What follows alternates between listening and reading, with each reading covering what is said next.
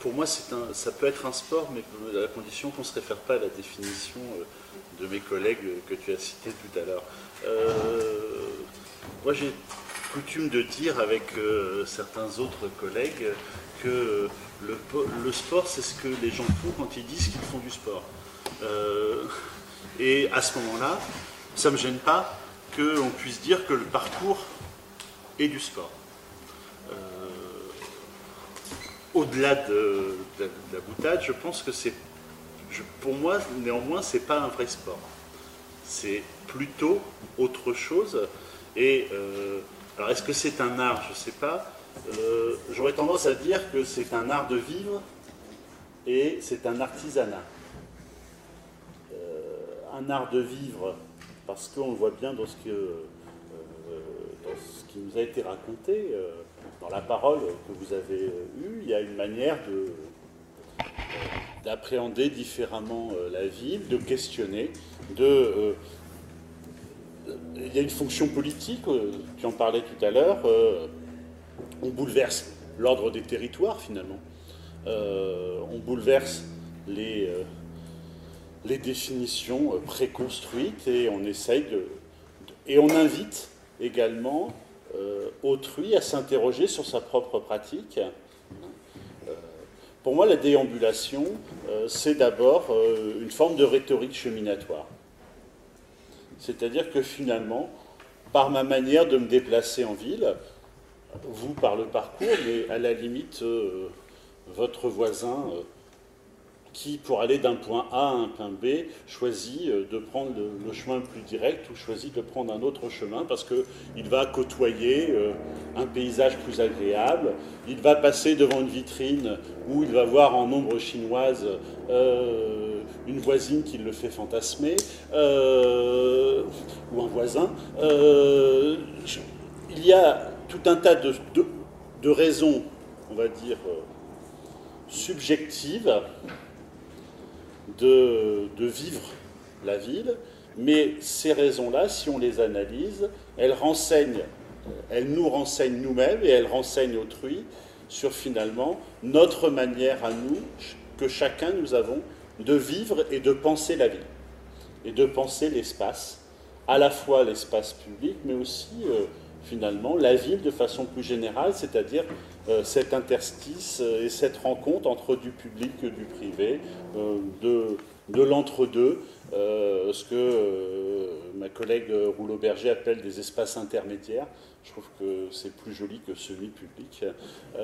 Puis dans l'idée d'intermédiaire, il y a l'idée aussi que la frontière, elle n'est pas bien définie, et de ce point de vue-là, je trouve que c'est aussi intéressant parce que c'est aussi dans l'indéfini qu'il y a une marge de manœuvre, une marge d'action et donc une marge de création. C'est un artisanat peut-être plus qu'un art au sens...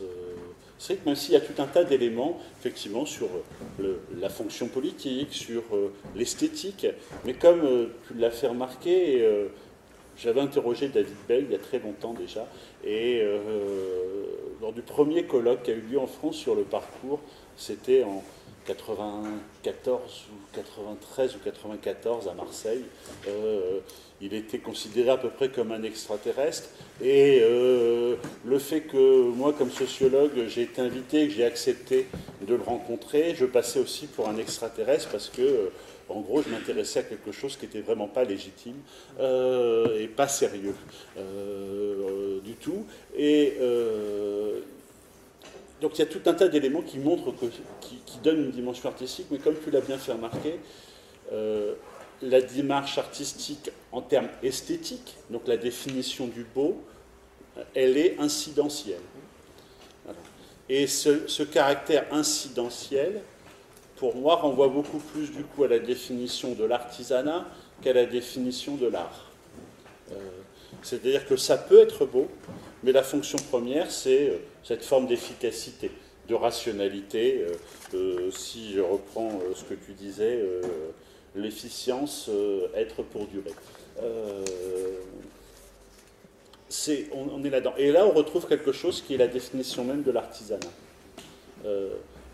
L'œuvre artisanale, c'est une œuvre d'art, mais qui a une fonction aussi utilitaire, on va dire, ou qui a une finalité autre, qui lui préexiste et qui en justifie sa mise en œuvre. Et de ce point de vue-là, il me semble qu'on est beaucoup plus dans une forme d'artisanat. Et entendons-nous bien, dans mon esprit, dire que c'est un artisanat, c'est pas du tout péjoratif, dire que c'est moins bien que de l'art. L'artisanat, c'est d'abord, la Racine le dit d'ailleurs, de l'art. Et d'ailleurs, on retrouve dans tout ce que vous dites, et même dans la manière dont, par exemple, tout à l'heure, tu exprimais la façon dont tu repérais les lieux, et tu avais un apprentissage empirique de ce que tu peux faire, de ce que tu ne peux pas faire, de cette distance, en gros, je la maîtrise, et je garde ma distance de sécurité dans mon seau, où je repère par l'œil, éventuellement par le toucher.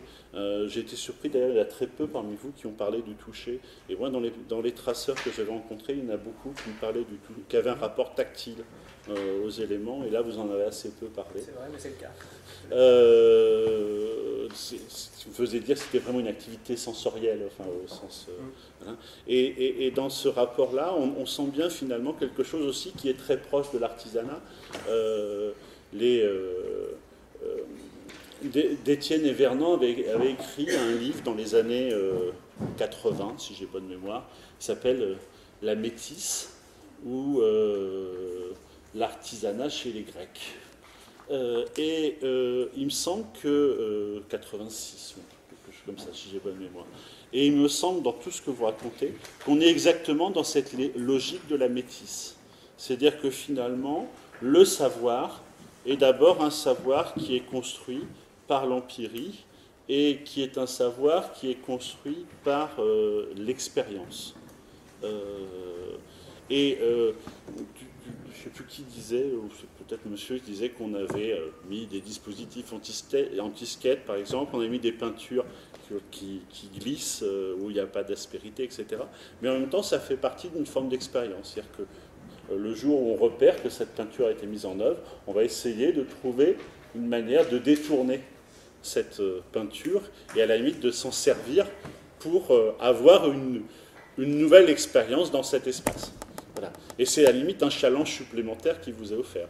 À la limite, vous pouvez remercier même les élus qui y ont pensé.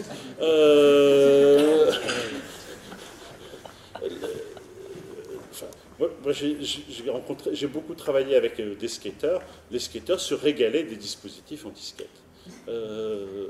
Et le jeu, c'était même finalement d'espérer que certains allaient être mis pour qu'on puisse vraiment encore plus s'amuser avec. On est sur la même logique. Et là, on est sur vraiment cette logique artisanale de la métisse, c'est-à-dire qu'on est sur un savoir qui a une base théorique, voilà, mais qui est nourri par l'expérience et par la transmission, et c'était très net dans le groupe, par la transmission de sachants à des apprenants. Je n'ai pas dit des élèves. C'est-à-dire qu'il n'y a pas forcément un rapport d'autorité, mais il y a un rapport entre des personnes qui ont de l'expérience, qui peuvent la faire partager et peuvent transmettre ces formes de savoir, et des autres personnes qui, elles, sont en demande pour apprendre, pour pouvoir, en l'occurrence, se déplacer. Se déplacer en ville dans le cadre du parcours. C'est le propre des espaces publics que d'être partagé. C'est d'ailleurs éminemment bourgeois. C'est éminemment bourgeois. Oui. L'espace privé, ou la privatisation de l'espace public, c'est petit bourgeois. Mais c'est pas bourgeois.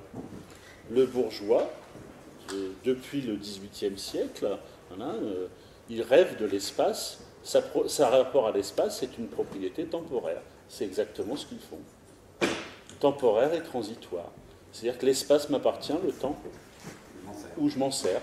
Et après, j'en cède l'usage et la propriété temporaire à d'autres qui en auront l'usage qu'ils veulent, et ainsi de suite, en me gardant la possibilité de revenir. C'est la définition même de la propriété chez les bourgeois. Voilà. La vraie définition bourgeoise de la propriété, c'est celle-ci. C'est pas du tout une définition avec des murs, avec du barbelé en haut. Enfin, la gate community, le bâtiment fermé, clos, emmuré, c'est pas du tout bourgeois. C'est une invention d'aujourd'hui, voilà, mais c'est pas bourgeois. Pour moi, le lieu, il est si on s'en sert. Mais en même temps, si on s'en sert sans trop se cogner. Enfin, sans trop, voilà. Ou sans trop se cogner les uns aux autres, donc dans la succession. Voilà. C'est Pérec qui disait que vivre, c'est se croiser sans se cogner. Je trouve que c'est complètement ça, ce qu'on entend à Saintes, il y a eu dans la ville de Saintes, en Charente-Maritime, il y a eu un ancien immeuble d'habitation à loyer modéré qui a été est complètement évidé et qui a été mis à disposition par la municipalité, à disposition de qui voulait l'occuper. Donc les portes ont été supprimées. Il y a des plateaux, des escaliers, c'est tout. Et donc les artistes peuvent y aller, faire du grave, du tag. Certains y installent même des toiles.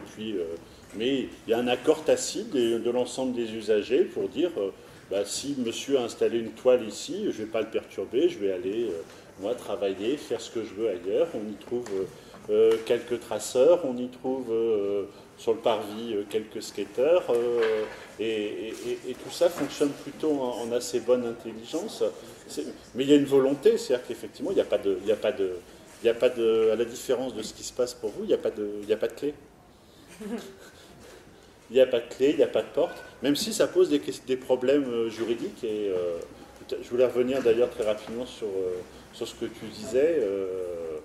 La jurisprudence ne me rend pas aussi optimiste que ce que l'avocat t'avait dit, puisque, hélas, il y a beaucoup de contentieux pour les collectivités territoriales sur les pratiques comme ça, on va dire, sauvages. Moi, j'aime bien le terme sauvage. Je expliquerai pourquoi moi, je pense que le parcours est un sport sauvage et que pour moi, c'est pas du tout péjoratif.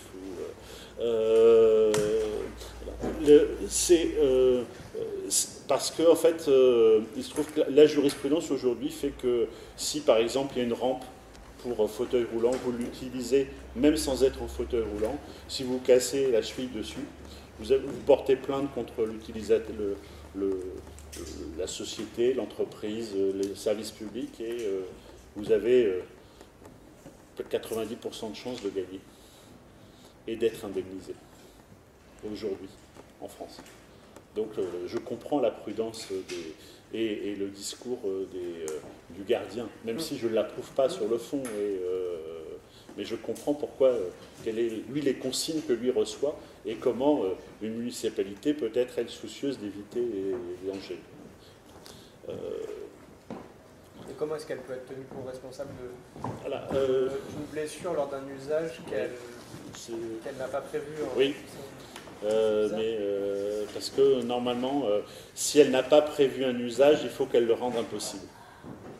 Si un type décide de se jeter du haut d'un pont, je veux dire, il y a plein de ponts desquels on peut monter sur les rambardes facilement et se jeter. Et elle ne peut pas être tenue pour responsable de ça parce que... il faut qu'elle puisse prouver que la hauteur du pont est suffisante pour qu'il y ait eu un acte vraiment intentionnel. C'est la loi. Mais il n'y en a pas beaucoup. Hein. Oui, il n'y en a pas beaucoup, je sais, mais c'est la loi. En général, les familles de suicidés ne se retournent pas contre les collectivités territoriales, mais elles pourraient. Hélas, pour la collectivité, parce que...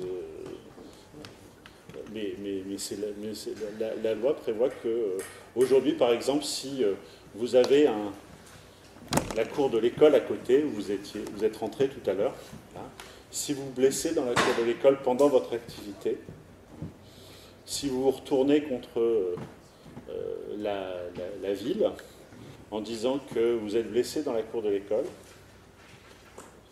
il y a des fortes chances pour que la ville doive payer vos frais éventuels d'hospitalisation, sauf si elle est en mesure de prouver que la hauteur des murs autour, des grilles éventuellement, etc., fait qu'il y a eu une intentionnalité et que la prudence d'un usage normal de l'espace n'a pas été respectée par votre pratique. De fait, là, les murs étaient suffisamment hauts, non? Pour le cas présent, je pense que l'argument pourrait passer, mais après, on ne maîtrise pas les décisions d'un tribunal administratif. Le problème, c'est que la logique globale de la société, si on prend les 200 dernières années, c'est une logique de judiciarisation et de sécurisation absolue. Voilà. C'est-à-dire qu'on vit dans le mythe d'un idéal de vie dans lequel on ne pourrait pas avoir d'accident, dans lequel on serait surveillé en permanence et protégé en permanence, et dans lequel on ne pourrait pas mourir. Et si possible d'ailleurs pas vieillir, ou alors mourir en étant jeune, mais jeune très longtemps.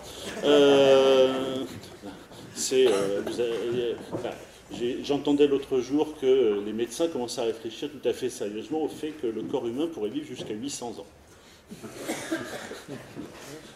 Oui. Ça va entraîner quelques longueurs. Et pour les retraites, je pense qu'il va falloir penser à faire un peu plus que 42 ans de cotisation.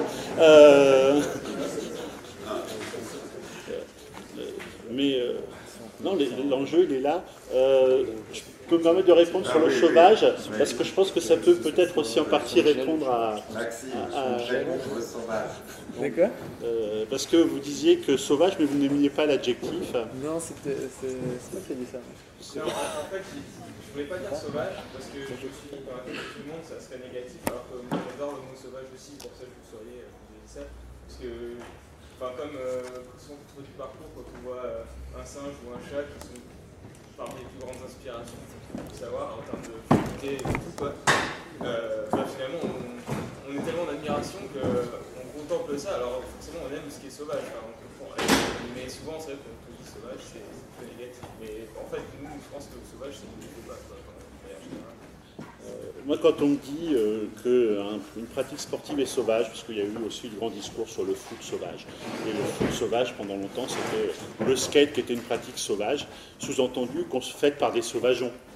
Pour reprendre la célèbre formule d'un ancien ministre, Jean-Pierre Chevènement. Voilà, les sauvageons qui finalement étaient les Apaches du début du XXe siècle. Je renvoie toujours à une autre interprétation. Il y a un très beau livre que beaucoup d'entre vous ont lu sans doute, ou s'ils ne l'ont pas lu, devraient lire, qui s'appelle « La pensée sauvage ». De Claude Lévi-Strauss.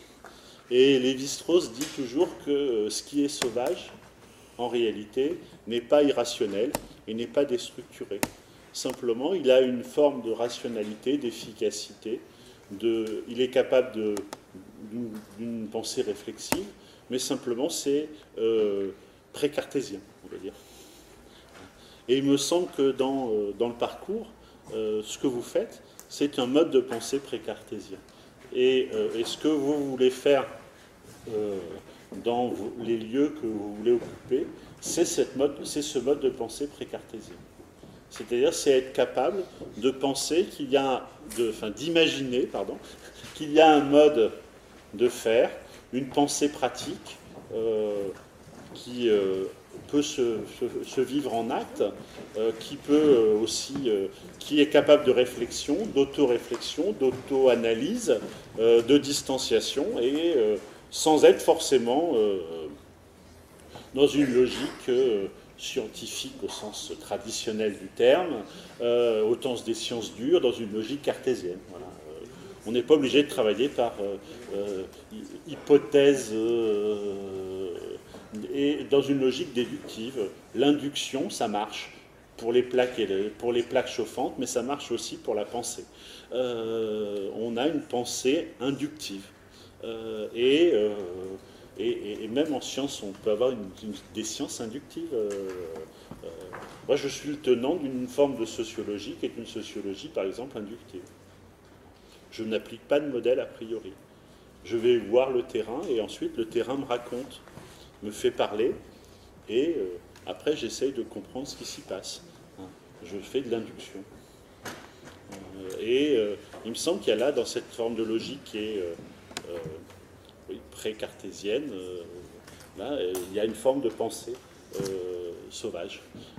Et de ce point de vue-là, je trouve que dire qu'un sport, une pratique physique, une pratique artistique est sauvage, une pratique urbaine est sauvage, c'est aussi, je trouve, un très beau compliment que l'on peut lui faire. C'est-à-dire qu'on lui fait confiance dans sa capacité à réfléchir et à penser le monde dans lequel elle est. Si moi tout à l'heure j'ai dit que c'était les pratiques les unes après les autres, la propriété des deux sens-là, évidemment ça n'excluait pas que dans le même bâtiment il puisse y avoir deux pratiques qui coexistent l'une à côté de l'autre. Hein. Et justement l'intérêt de ces espaces, c'est que ça peut cohabiter, c'est que justement ils n'ont pas de fonction préétablie. Mais du coup, à partir du moment où il n'y a pas de préétablissement, il n'y a pas cette fonctionnalité que tu mentionnais, il y a des modèles d'urbanisme très connus, hein, où on sépare, voire même sur différents niveaux, pour essayer que les différentes modes de circulation ne se mélangent pas, les différentes populations ne se mélangent pas non plus. Au-delà de ça, l'intérêt de ces espaces, finalement, c'est que tout est possible, parce que rien n'est possible. Et c'est pas un jeu de mots. On peut utiliser la métaphore, c'est l'espace entre les mots. Finalement, si vous mettez des mots les uns à côté des autres, pour faire une phrase, vous êtes bien obligé de mettre des espaces entre les mots. Et ces espaces entre les mots, c'est pas du vide. En fait, c'est du vide en apparence, mais c'est du vide qui crée le lien entre les mots. Pourquoi? Parce que si vous attachez tous les mots, en fait, votre phrase, elle devient, enfin, ce que vous avez écrit est incompréhensible. Et c'est la même logique qu'il y a dans les espaces, qu'il y a dans la pratique que vous faites, vous, et dans vos rapports avec les autres personnes. Cet espace, vous l'occupez, mais de temps en temps, il y a du creux, il y a du vide, il y a de l'incertain, et ce creux, ce vide, cet incertain, c'est ce qui crée le lien. C'est ce qui fait que tout d'un coup, c'est parce que rien n'est prévu que tout d'un coup, tout est possible. Voilà. Et c'est vraiment cette logique-là. Et c'est ce qui rend compréhensible, c'est ça. Donc, il y a dans notre société, de façon globale, une peur du vide. Alors, il y a une logique du vertige que vous avez aussi expérimenté, qu'on a vu tout à l'heure. Hein, David Bell en parle beaucoup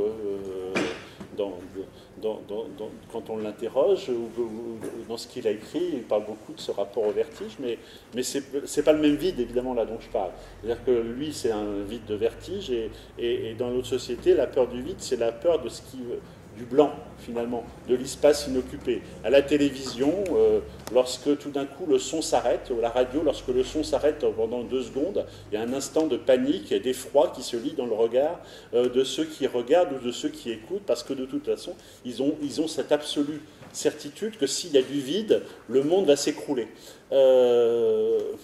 Alors qu'on se trompe complètement, le vide, c'est pas ce qui précède la chute du monde, c'est ce qui lui succède. Et donc, il ne faut pas avoir peur du vide, il faut avoir peur du vide après l'effondrement. Mais le vide avant, c'est plutôt un vide créateur. Voilà. Si on peut utiliser la métaphore, c'est lorsque, aujourd'hui, on dynamite une tour, hein, avant, le vide, le silence, il se fait après. Il y a un grand bruit et il y a le silence après. Voilà. C'est ce silence-là qui pose problème. Parce que finalement, on a réduit à néant la vie d'habitants qui avaient fait une fois toute leur vie et pour qui c'est un drame qu'un bâtiment dans lequel ils avaient vécu, dans lequel ils avaient une histoire, un passé, ait pu s'effondrer aussi facilement et qu'un pan entier de leur vie, de leur histoire individuelle et collective, ait disparu. Mais le vide d'avant, c'est-à-dire le fait que de temps en temps, on puisse être, même éventuellement, autour d'une table, et puis se regarder et ne rien dire. Ou on puisse être autour d'une place, et puis ce que vous avez fait tout à l'heure, d'ailleurs, tout à fait, pendant qu'on était là-bas, il y a eu un petit instant où vous avez certes repris votre souffle, mais indépendamment de ça, je pense que la première logique, c'était pas de reprendre votre souffle, c'était de créer cet instant de vide qui va permettre la retour d'attention. Et finalement, qui va permettre que vous vous coordonniez. Voilà. Donc le vide, il avait une utilité. Le silence, il avait une utilité. Et de ce point de vue-là, l'espace dont vous parlez, la fonction qui vous a été donnée, pour moi, elle rentre là. C'est-à-dire qu'elle est dans cette acceptation de l'intermédiaire, du vide, de l'incertain, mais qui va permettre de relier les activités et d'en avoir une propriété partagée, transitoire. Voilà. Est-ce que vous pensez que c'est en partie la peur du vide qui peut expliquer la spécialisation et les usages, et puis la définition d'usage strict pour chaque chose, chaque lieu, chaque objet? C'est-à-dire que nous, en tant que pratiquants, on fait aussi souvent l'expérience d'un spectre de réactions assez divers, mais une des réactions qui, en tout cas pour moi, est revenue le plus souvent, et qui provoque la colère des passants, ou des collectivités territoriales, etc., c'est pas fait pour ça. C'est pas fait, donc vous les mettez en danger. Et c'est cette phrase-là, c'est pas fait pour ça. Il y a effectivement une panique, souvent dans le regard de celui qui l'a dit, quand on lui répond tranquillement, mais pourquoi on pourrait, même quand bien même ce serait pas fait pour ça, pourquoi on pourrait pas le faire? Non, arrêtez, j'appelle la police. Il y a vraiment quelque chose. C'est pas fait pour ça, mais en même temps, les mêmes collectivités territoriales, les mêmes usagers se sentent obligés de transformer le lavoir en espace de verdure, mettre un puits infâme au milieu de l'espace public et mettre des pots de fleurs dedans, transforme la soupière de grand-maman en pot de fleurs sur leur appui de fenêtre. C'est pas dédié non plus de la même façon, c'est la même logique, voilà. Simplement ils ne l'ont pas compris, et puis ce que eux font ne les choque pas, ce qui choque toujours c'est l'autre. Voilà.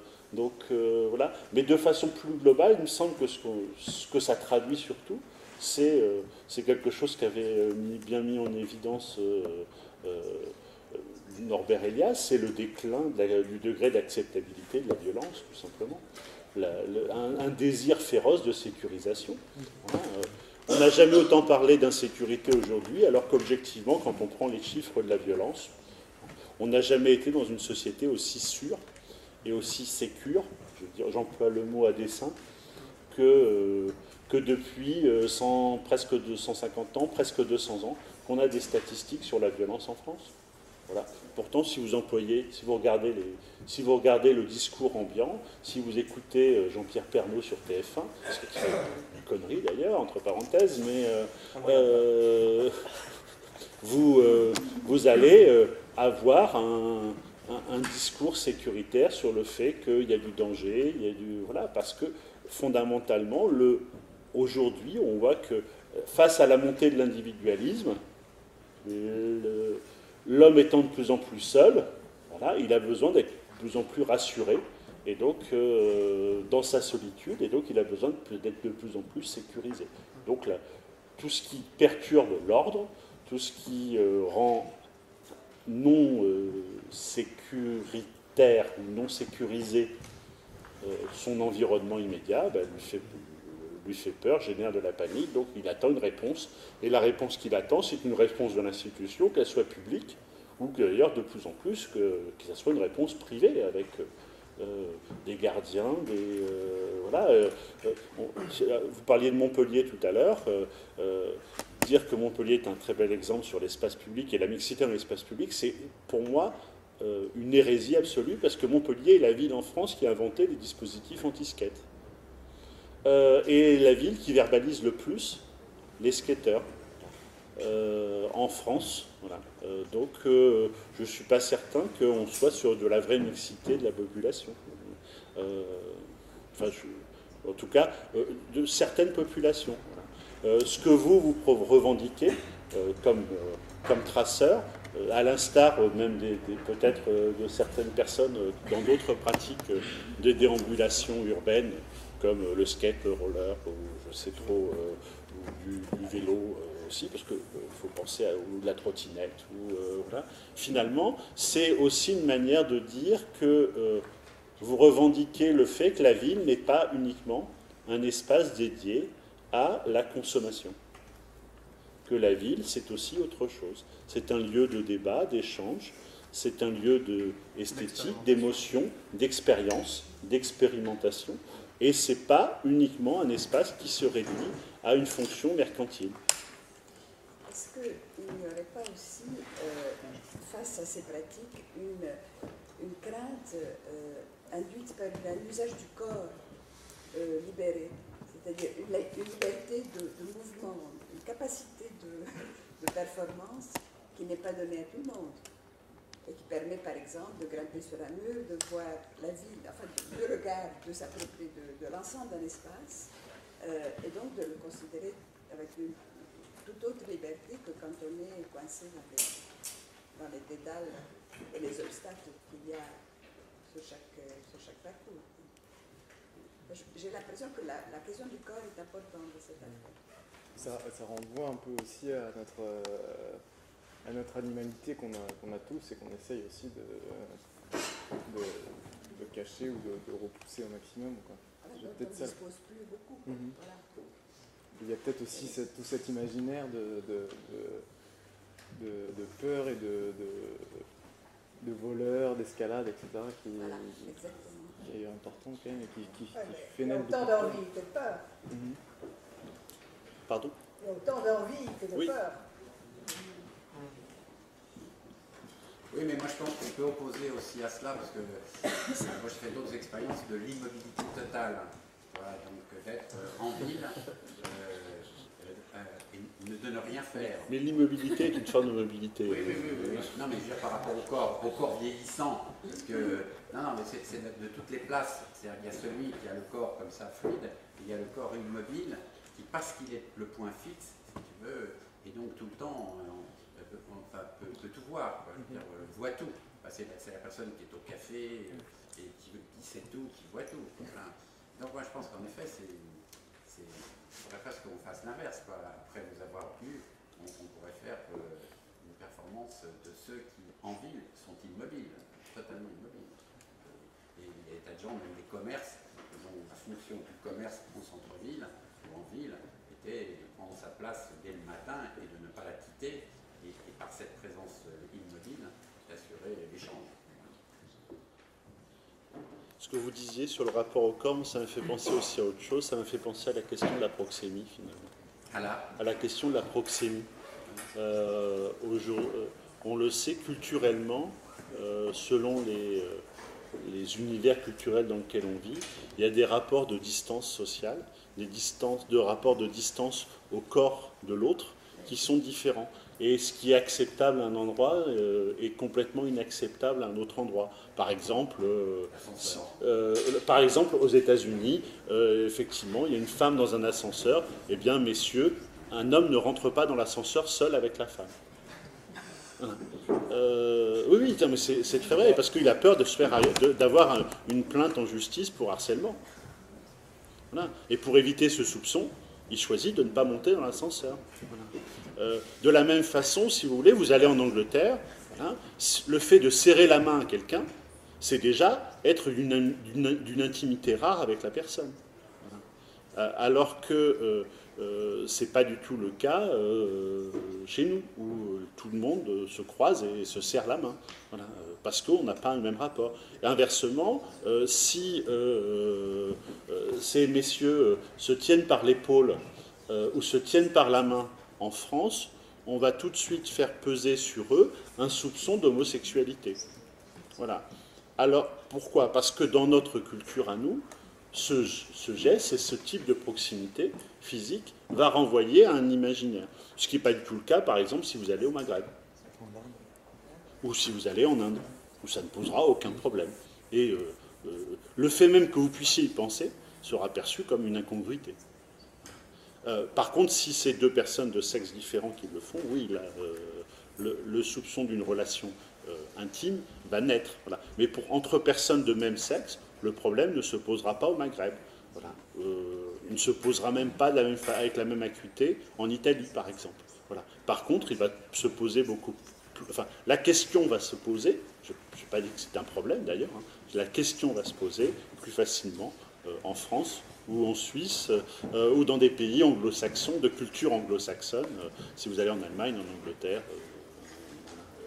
ou en Suisse alémanique, où la même réponse va se poser. On a bien des écarts là, de distance, des rapports à autrui, et ça aussi, vous perturbez cette relation-là, puisque vous-même, à la fois vous avez besoin d'espace, et en même temps, la grande crainte des gens, et notamment de ceux qui protestent, à mon avis, c'est justement que vous rentriez dans leur sphère de l'intime, dans leur espace privé, mais même au-delà de leur espace privé, dans leur sphère de l'intime. Voilà. C'est que vous les touchiez, c'est que vous les heurtiez, c'est que... Voilà. Et donc, d'où une forme de fantasme, de crainte, etc. Chez certains. Je pense que c'est aussi très lié à ça. On est sur un rapport qui est culturel. En France, on sait à peu près que, enfin en Europe de l'Ouest, hors pays anglo-saxons, on sait qu'à peu près la distance de l'intimité, c'est 1 mètre. Enfin, c'est un double avant-bras.